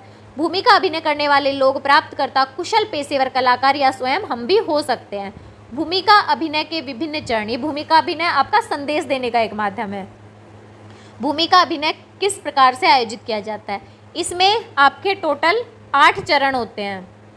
इसमें सबसे पहले एक विषय चुने, ऐसा विषय हो जिसके बारे में हम लोगों को बताना चाह रहे होते हैं, अभिवृत्ति बदलना चाह रहे होते हैं जिसके बारे में, या उस विषय पर चर्चा कर सूचना देना चाहते हैं, निर्णय लेने में उनकी मदद करना चाहते हैं। पहले हमें ये करेंगे, यानी एक सब्जेक्ट चुनना है। सब्जेक्ट जब हमारे पास आ जाए तो हम उस व्यक्ति को चुनेंगे जो भूमिका अभिनय करेगा। श्रोताओं में से कोई ले सकते हैं या फिर आपके कोई भी जो एक्टर होते हैं अभिनेता उनमें से किसी को ले सकते हैं, या फिर हम चाहें तो हम खुद भी ये चीज़ कर सकते हैं। उन लोगों के साथ उनको चुनने के लिए हम उनसे के साथ बैठक आयोजित करेंगे, फिर उसको हम उस चीज़ के बारे में बताएंगे कि भाई ऐसी ऐसी स्थिति है, यहाँ जाएंगे लोग होंगे और उनको ये संदेश देना है, यानी उस परिस्थिति के बारे में उस पर चर्चा करेंगे उस व्यक्ति के साथ जो अभिनय करेगा। फिर चौथे चरण में भूमिका अभिनय की अवधि निर्धारित करेंगे कि ये इतने टाइम के लिए किया जाएगा। 5वां चरण आते ही अभिनय करने वाले को 15 से 20 मिनट तैयारी का टाइम भी दिया जाएगा कि आप ना अभी तैयारी कर लो, आप देख लो किस तरह से आपको ये भूमिका है, इसको किस तरह से लोगों के सामने आपको प्रदर्शित करना है। फिर अभिनय के लिए श्रोताओं की भूमिका रहेगी, यह भी उन्हें श्रोताओं को समझाना है। 7वें चरण में भूमिका अभिनय के बाद श्रोता व अभिनय करने वाले लोग होते हैं। जिस मुद्दे के ऊपर आपका पूरा का पूरा जो भूमिका अभिनय था उस मुद्दे के ऊपर चर्चा के रूप में विश्लेषण करने के लिए आप जो अभिनय कर रहा है वो भी, और जो लोग सुन रहे होते हैं, श्रोता हैं, देख रहे होते, सुन रहे होते, उन लोगों को उस विश्लेषण के लिए आमंत्रित करेंगे। विश्लेषण जब निकल जाए चर्चा का, उसके बाद जो भी आपका जो उस चीज़ का निष्कर्ष निकलेगा, मुद्दे उभरेंगे, उस चीज़ का फिर सारांश प्रस्तुत करना है 8वें चरण में। जैसे एक व्यक्ति ने जीवन में एक से अधिक स्थितियाँ होती है, जैसे एक मान लीजिए बच्चा ही होता है, उसके जीवन में वो अनेक भूमिकाएं निभाता है। जब वो छोटा होता है तो बेटा, भाई, उसके बाद वो पति बनेगा, फिर पिता बनेगा, आदि भूमिकाएं वह निभाता है। ऐसे ही भूमिका अभिनय में भी अनेक भूमिकाएं होती हैं।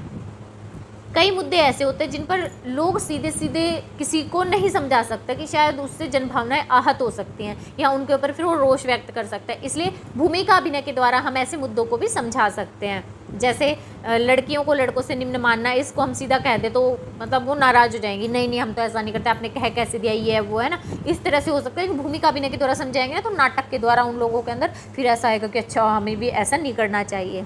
ऐसा मुद्दा हम उनके सामने उठा सकते हैं। भूमिका अभिनय नाटक से पूर्ण रूप से भिन्न होता है। इसके पात्रों को केवल मोटे तौर पर थोड़ी स्थिति समझा दी जाती है, उसके बाद जो करना है सिर्फ पात्रों को करना है, वो उनको देखना होता है। ये 8 चरण में भूमिका अभिनय हो जाएगा। उसके बाद क्या करेंगे? भूमिका अभिनय के बाद दर्शकों की भावनाएं प्रबल हो जाती हैं, यानी पूरा नाटक उस भूमिका को देखते हैं ना, भूमिका को देखने के बाद वो लोग मतलब खुद से ऐसे फील करने लग जाते हैं कि हाँ बात तो सही है, या फिर जो सही नहीं मानते तो हाँ ये बात तो गलत है, इन्होंने क्या कैसे, मतलब उनकी भावनाएं प्रबल हो जाती है, भले वो पक्ष में हो या फिर विपक्ष में हो। इसलिए चर्चा आयोजित करना महत्वपूर्ण होता है। इसका अंत विशेष नहीं होता, इसलिए समस्या के पक्ष या विपक्ष में खुद से कुछ ना बोले, सब जो चर्चा करें वो फिर निष्कर्ष रहे, पक्ष में है तो ठीक है, नहीं है तो ठीक है। इसके बाद हमारी भूमिका स्पष्टीकरण देने की होती है, सिर्फ व्याख्या सारांश देने की होती है एक सहायक के रूप में। हम इनमें से फिर किसी को नीचा ना दिखाएं कि जो पक्ष में बोल रहा है वो सही है, विपक्ष में बोल रहा है वो सही नहीं है, ऐसा नहीं करना है। भूमिका अभिनय के लाभ या फिर विशेषताएं भी पूछी जाती हैं। भूमिका अभिनय संचार का सरल, कम खर्चीला व प्रभावी तरीका है। इसमें कम समय में एक विषय विशेष के कई आलोचनात्मक पहलू उभर कर सामने आ जाते हैं। इसके प्रति विभिन्न प्रतिक्रियाएं देखने को मिलती हैं। यह समस्या पर सीधे ध्यान केंद्रित करता है और समस्या का निराकरण भी प्रदान कर देता है। यह लोगों की अभिवृत्ति, धारणाओं को बदलकर उनके व्यवहार में परिवर्तन लाता है। जो बात हम किसी को प्रत्यक्ष रूप से नहीं कह सकते ना, भूमिका अभिनय के द्वारा हम उनको वो बात बता सकते हैं, बोल सकते हैं। भूमिका अभिनय के लाभ के बाद उसमें कुछ कमियां भी होती हैं, जैसे अगर इसका सही उपयोग ना करें तो ये सिर्फ मनोरंजन का साधन बन के रह जाता है। अगर भूमिकाओं को बढ़ा चढ़ा कर, तोड़ मरोड़ कर पेश किया जाए या इसे कम आंका जाए तो भी इससे सीखने की संभावनाएं कुछ नहीं रहती हैं, कम हो जाती हैं। अगर अंत में अच्छे से विश्लेषण ना किया जाए तो आलोचनात्मक मुद्दे उभर कर नहीं आते हैं। इस प्रकार हम निष्कर्ष में कह सकते हैं कि भूमिका अभिनय संदेश संप्रेषित करने का एक प्रभावशाली तरीका है। ये आपसे भूमिका अभिनय के बारे में पूछा जाए तो भी लिख सकते हैं। अगर आपसे प्रश्न पूछा जाए कि संदेश संप्रेषित करने का कोई एक तरीका बताइए, उसका विवरण कीजिए, तो भी आप भूमिका अभिनय उस आंसर में लिख सकते हैं। नेक्स्ट आपका प्रश्न पूछा जाता है CDPO के कार्य। CDPO जो होता है वो आंगनबाड़ी का जो विकास अधिकारी होता है उसे कहा जाता है। CDPO के कार्य क्या क्या होते हैं? आंगनबाड़ी के बाल विकास पदाधिकारी को ही CDPO कहा जाता है। एक जो परियोजना बनाता है, आंगनबाड़ी जो होती हैं वो एक परियोजना बनाती है, उसमें 1 लाख की आबादी और 100 आंगनबाड़ियाँ होंगी और हर परियोजना में एक अधिकारी नियुक्त किया जाता है जिसे बाल विकास पदाधिकारी या फिर CDPO कहते हैं। इसके प्रमुख कार्य जो होते हैं वो योजना प्रारंभ करने से संबंधित होते हैं। मुख्यतः जो योजना की शुरुआत करना होता है ना, वो सारे कार्य ही CDPO द्वारा किए जाते हैं। पहला काम है गांव के नेता और विशिष्ट व्यक्तियों से संपर्क स्थापित करना। CDPO पर्यवेक्षक के साथ मिलकर परियोजना क्षेत्र का नक्शा बनाते हैं और उस क्षेत्र के अंतर्गत आने वाले सरपंचों, पंचायत के सदस्यों, विशेष व्यक्तियों से संपर्क करते हैं। फिर उन लोगों को कार्यक्रम और उसके लाभ के बारे में बताते हैं कि मान लीजिए कि जो आपका आंगनबाड़ी का ही कार्यक्रम शुरू करना होता है तो उसके बारे में बताएंगे कि गर्भावस्था के दौरान माताओं को पूरक आहार मिलेगा, उनकी देखभाल होगी, उनके टीकाकरण होंगे ताकि बच्चा गर्भ में सुरक्षित रहे। कार्यक्रम में मातृ व शिशु की मृत्यु दर कम होगी। इसके अंतर्गत विभिन्न रोगों से रोकथाम होगी, उसके लिए बच्चों को टीका लगाया जाएगा ताकि वे अपंगता और बीमारी से बचे। इस तरह की वो चीज़ें बताएंगे उन विशेष व्यक्तियों से। फिर उसके बाद बच्चों को स्कूल के लिए भी तैयार किया जाएगा, सर्वांगीण विकास होगा बच्चों का, उनमें कुपोषण को रोकने के लिए उनको पूरक आहार भी दिया जाएगा और टाइम टाइम पे बच्चों का वृद्धि अनुवीक्षण भी किया जाएगा। ये सारी इन्फॉर्मेशन देने के बाद फिर वो समुदाय के साथ बैठक आयोजित करेंगे। उन विशेष व्यक्तियों को कहेंगे कि अच्छा ये सारी चीज़ें होंगी, तो वो कहेंगे हाँ भाई ठीक है, हमें भी अच्छा लगा, आप हमारे इलाके में कार्यक्रम शुरू कर सकते हैं। फिर उसके बाद वो जो CDPO बोलता है ठीक है, तो आपके जो आसपास के यहाँ पे क्षेत्र के लोग हैं उनके साथ एक मीटिंग अरेंज करवाओ।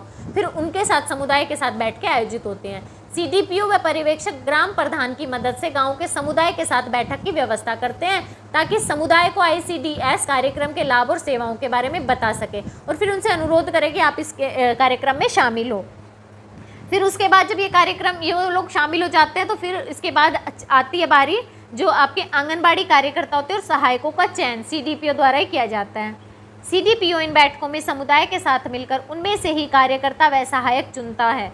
जो कार्यकर्ता होती है वो गांव की होनी चाहिए और वो कम से कम 8वीं तक पढ़ी होनी चाहिए या फिर उससे ज़्यादा पढ़ी होनी चाहिए। अगर कई क्षेत्रों में देखा जाता है कि 8वीं तक भी महिलाएं नहीं पढ़ी होती, उस स्थिति में थोड़ी कम पढ़ी लिखी भी महिला चल सकती है।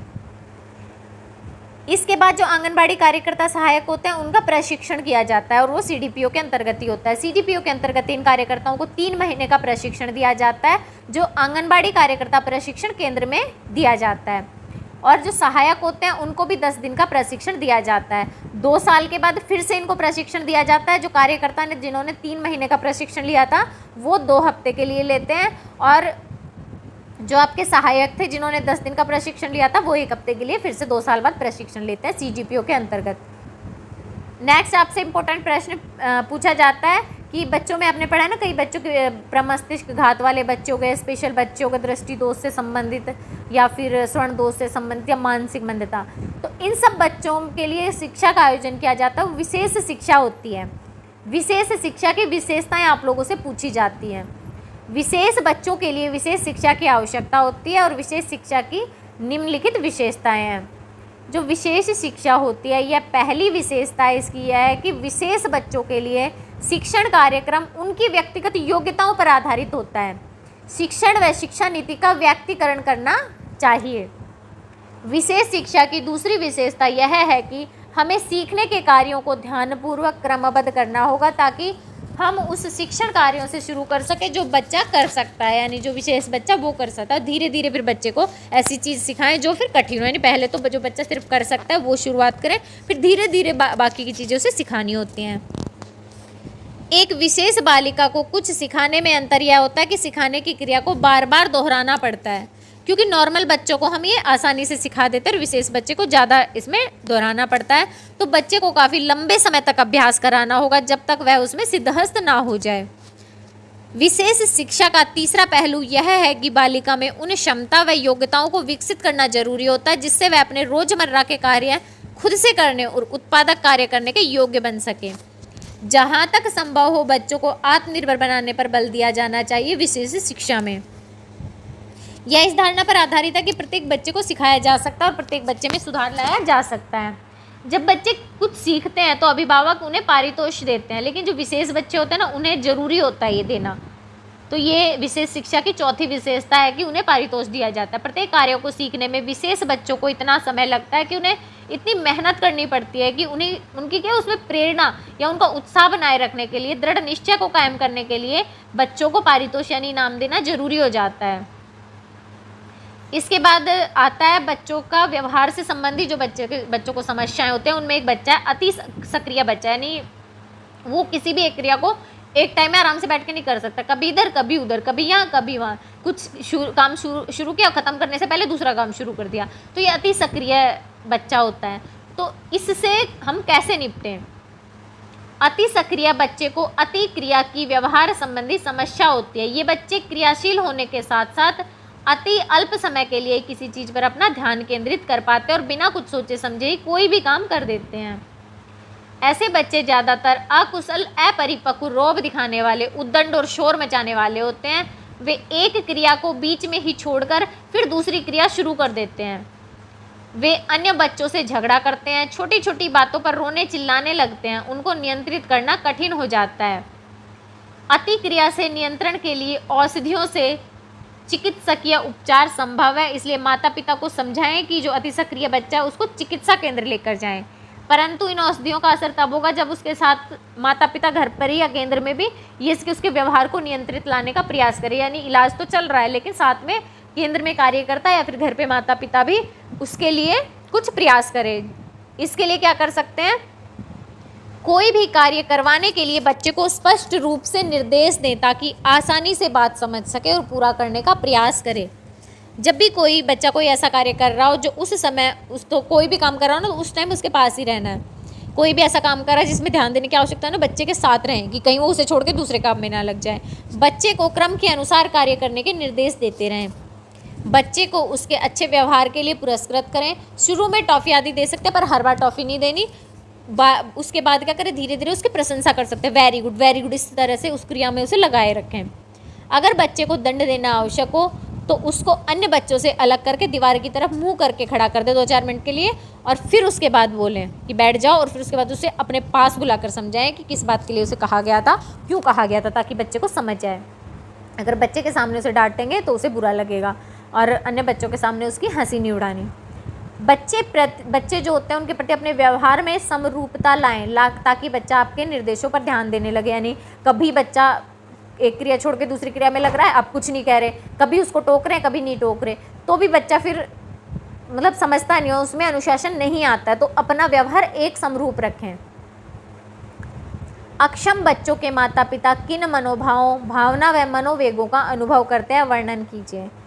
बच्चे को कोई समस्या है तो उनके माता पिता क्या करते हैं कि ऐसे सोचने, मतलब कई कई माता पिता तो रहते हैं कि मानते ही नहीं कि बच्चे को अपंगता है। कई कईयों को मतलब मानसिक रूप से वो परेशान हो जाते हैं माता पिता, उनको गुस्सा आता है, किसी को सदमा लग जाता है, नहीं अलग अलग तरह से रिएक्ट करते हैं माता पिता।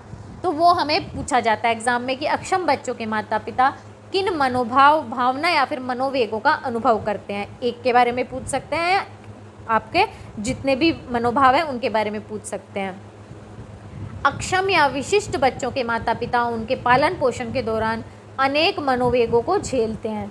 उनमें अपने बच्चे की अपंगता का पता लगने से लेकर उस चीज़ को स्वीकार करने तक 5 संवेगात्मक स्थितियाँ आती हैं उनके व्यवहार में। यानी पहले पता लगता है और फिर जैसे जैसे मतलब वो उसके यूज टू हो कि मैं हाँ भाई बच्चे को है मान ले, तो उस चीज़ में 5 स्थितियाँ होके गुजरती हैं, 5 मनोभाव बच्चे के माता पिता महसूस करते हैं। प्रत्येक माता पिता अपने बच्चे की अपंगता के प्रति अलग अलग प्रतिक्रिया व्यक्त करते हैं। माता पिता का व्यक्तित्व, स्वभाव, आर्थिक स्थिति या बच्चे के साथ वे कितना टाइम निकालते हैं, उनकी जीवन स्थिति आदि कारक भी माता पिता के मनोवेग, भावनाएं, प्रतिक्रियाओं को प्रभावित करते हैं। जो मुख्य रूप से माता पिता के जो 5 मनोभाव हैं, इनमें सबसे पहला मनोभाव है मानसिक आघात।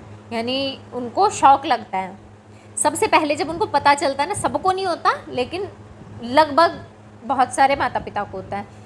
कुछ माता पिता इस पर विश्वास ही नहीं कर पाते कि उनका बच्चा अपंग है।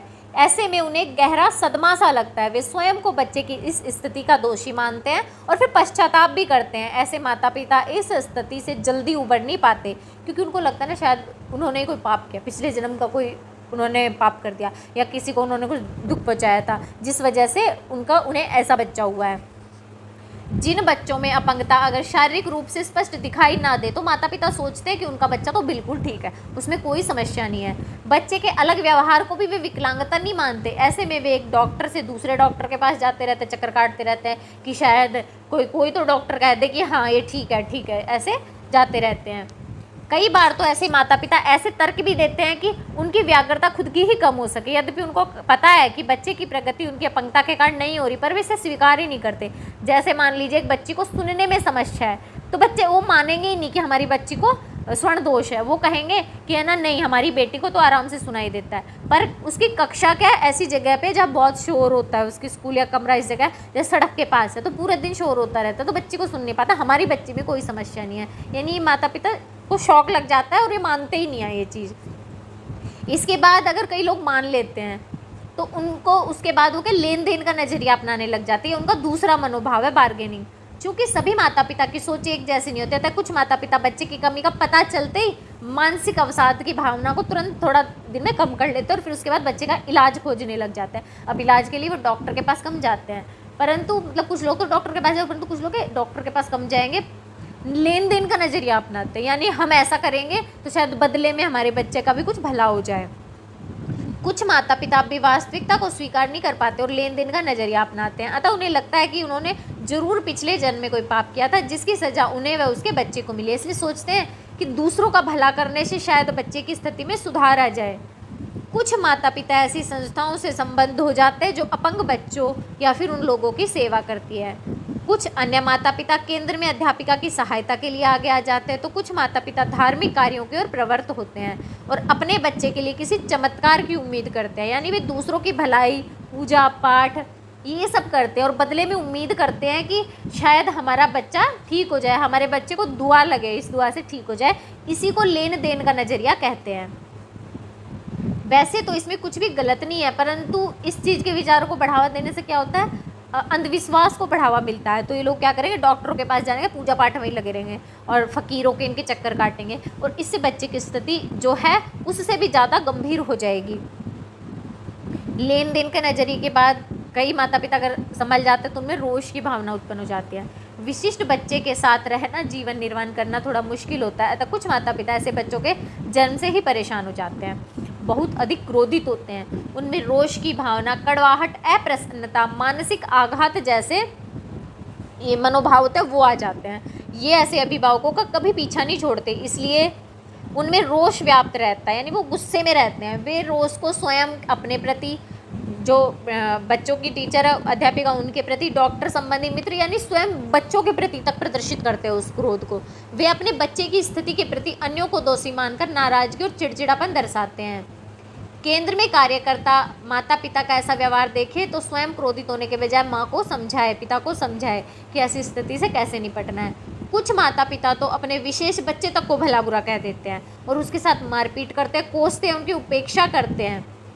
उस बच्चे को ऐसा प्रतीत करवाते दर्शाते हैं कि वह उन पर एक बोझ है। अगर ऐसा है तो माता पिता को समझाना और भी ज़्यादा जरूरी हो जाता है। कुछ माता पिता अपनी भावनाएं दर्शाते भी नहीं हैं, ये चीज़ और भी सही नहीं है, यानी वो अंदर से कुंठा रखते हैं। कुछ माता पिता अपनी निराशा, क्रोध, व्यथा को सकारात्मक दिशा में भी ले जा सकते हैं। तो इससे क्या करेंगे, अपने बच्चे में समस्या देखते तो अन्य लोगों की समस्याओं को भी दूर करने का प्रयास करते हैं। वे अपंगों की मदद के लिए संगठन भी बना सकते हैं। पर ये चीज़ अच्छी है कि हाँ वो बनाएं, लेकिन ऐसा भी नहीं होना चाहिए कि उनके चक्कर में वो अपने बच्चे की ही उपेक्षा करने लगें। कई माता पिता का एक मनोभाव आता है, उनमें वो डिप्रेशन में चले जाते हैं, उनको अवसाद लगता है। विशिष्ट बच्चों के जन्म पर कुछ माता पिता अवसाद का शिकार हो जाते हैं। क्योंकि यह सामान्य मानसिक अवस्था है, ऐसे माता पिता दबाव और परेशानी महसूस करते हैं कि वो सोचते रहते हैं कि अगर कल को उन्हें कुछ हो गया तो इस बच्चे का क्या होगा, कौन इसको संभालेगा, खुद से कोई ध्यान नहीं रख सकता है, दुनिया में इसका क्या होगा, क्या करेगा, क्या खाएगा, कौन इसको संभालेगा, ऐसी चीज़ें सोचो, मतलब टेंशन हो जाते, सोचते रहते हैं। उनके मन में विषाद छाया रहता है। उनको बच्चों की अक्षमता के कारण अक्सर शर्मिंदगी महसूस होती है। उन्हें लगता है शायद जो उनका बच्चा इस तरह का व्यवहार कर रहा होता है ना, इस वजह से और लोग उससे मिलना जुलना कम कर देंगे, हम लोगों का मजाक उड़ाएंगे। ऐसे माता पिता या तो लोगों से खुद ही मिलना जुलना बंद कर देते हैं या किसी को अपने घर नहीं बुलाते या फिर उनके घर नहीं जाएंगे। केंद्र में कार्यकर्ता ऐसे माता पिता से सकारात्मक पहलुओं पर बात करे, बच्चे की कमी की जगह बच्चे की उपलब्धियों पर बात करे, तो शायद ऐसे माता पिता को थोड़ा अवसाद से निकाला जा सकता है। फिर पांचवा मनोभाव है स्वीकार्यता, यानी लास्ट में माता पिता क्या स्वीकार कर लेते हैं कि हाँ भाई बच्चे में समस्या है। वैसे तो विशिष्ट बच्चे की समस्या को स्वीकार करना सरल काम नहीं है, परंतु माता पिता को समझाकर ऐसा संभव हो सकता है। कुछ माता पिता ऐसा कर सकते हैं। ऐसा हम निम्नलिखित बातों से पता लगा सकते हैं कि हम क्या कर सकते हैं कि माता पिता बच्चे की इन कमियों को स्वीकार करें। माता पिता जो होते हैं वो बच्चों को जैसा है वैसा स्वीकार कर लेते हैं। उसके लिए वो क्या करते हैं, हम देखते हैं कि अपने बच्चों की विशेषता और कमियों के बारे में जानते हैं, मतलब पता करते हैं। केंद्र में भी खुद से भी बच्चे को इतना ध्यान देते हैं। हर टाइम बच्चे को आवश्यकता से ज़्यादा संरक्षण नहीं देते कि हाय रे हम ही ध्यान रखेंगे, खुद से तो कुछ नहीं कर पाता, नहीं देते। उनको भी मौका देते अकेले रहने का। हर समय बच्चे को आवश्यकता से अधिक संरक्षण नहीं देते। बच्चे के काम पर गर्व महसूस करते हैं, भले वो छोटा काम करे कैसा भी करे, उनके ऊपर गर्व महसूस करते हैं। बच्चे की उपेक्षा नहीं करते, बच्चे के प्रति निष्ठुर क्रूर नहीं होते, उनको समय देने के लिए अपने लिए भी समय निकालते हैं। अपने बच्चे के कारण शर्मिंदा नहीं होते हैं और दूसरों से छिपाकर भी अपने बच्चे को नहीं रखते हैं। ऐसे माता पिता वे दूसरों के सुझाव सुनते हैं और उनको मानते भी हैं और बच्चे की मदद के लिए केंद्र में भी अध्यापक और अध्यापिका की मदद करते हैं। बच्चे को अनुशासन सिखाने के लिए ना तो ज़्यादा ढील देते हैं ना ही ज़्यादा निष्ठुर होते हैं। इस प्रकार विशिष्ट प्रकार के जो बच्चे होते हैं इनके माता पिता अलग अलग मनोभावों का अनुभव करते हैं। इसके बाद एक प्रश्न है, ICDS कार्यक्रम की विशेषताएं, यानी आपका जो आंगनबाड़ी कार्यक्रम है, बाल विकास कार्यक्रम है, इसकी क्या क्या विशेषताएं, इससे क्या लाभ है। ICDS कार्यक्रम के अंतर्गत 6 से 6 वर्ष तक लगभग जो बच्चे होते हैं ना, 0 जन्म से 6 वर्ष के बच्चे, उससे कम उम्र के बच्चों के स्वास्थ्य व पोषण में सुधार के कार्य होते हैं। जैसे बच्चों को पूरक पोषण, टीकाकरण, ये सारी सुविधा दी जाती है। बच्चों के सर्वांगीण विकास के लिए उनको स्कूल के लिए तैयार करने के लिए भी शाला पूर्व केंद्र की सुविधा दी जाती है। बच्चों को ये सुविधाएं उनके घरों के समीप प्रदान की जाती हैं, क्योंकि बच्चों के घरों के आसपास ही आंगनबाड़ियों की सुविधा दी जाती है। इससे क्या बच्चे जो माता पिता होते हैं ना, आराम से उनको केंद्र में ले जाएं। शायद दूर हो तो शायद ना ले जा पाएँ कि इतनी दूर है कौन जाए, मतलब मेंटली थोड़ा सा फ़र्क पड़ता है कि पास में घर के बगल में सारी सुविधाएँ हैं, फ्री मिल रही हैं, बच्चे का कितना विकास होगा। हमें भी थोड़ा टाइम मिलेगा अगर बच्चे को केंद्र में भेजेंगे, बच्चा भी आगे जाके कुछ सीखेगा, अच्छा खाना मिलेगा। ये सारी चीज़ें सोच के केंद्र पास बनाए जाते हैं। गर्भवती महिला व स्तनपान कराने वाली महिलाओं के लिए पूरक आहार, स्वास्थ्य की जांच, अन्य जरूरी सेवाओं के लिए उनका नाम आंगनबाड़ी में अंकित किया जाता है। माताओं की योग्यताओं को बढ़ावा मिलता है ताकि वे अपने शिशु की जन्म से ही स्वास्थ्य सेवा व पोषण शिक्षा संबंधी ज़रूरतें पूरी कर सकें। यहाँ पर ICDS कार्यक्रम में ही स्थानीय कार्यकर्ता घर के पास में स्त्री व बच्चों को सभी सेवाएं प्रदान करवाते हैं। इस प्रकार इन्हीं सब विशेषताओं के कारण बच्चों एवं महिलाओं के द्वारा अन्य लाभार्थियों को भी जुड़ने के लिए कहा जाता है। ये सारी आपकी आंगनबाड़ी या फिर ICDS कार्यक्रम की विशेषताएं हैं। यहाँ पे DEC 3 के सारे इंपॉर्टेंट प्रश्न उत्तर हमने देख लिए हैं। आई होप ये वीडियो आप लोगों के लिए यूजफुल रहेगा। वीडियो अच्छा लगा तो प्लीज़ चैनल को सब्सक्राइब, वीडियो को लाइक ज़रूर कीजिए। मिलते हैं अगले वीडियो में कुछ नए इन्फॉर्मेशन के साथ।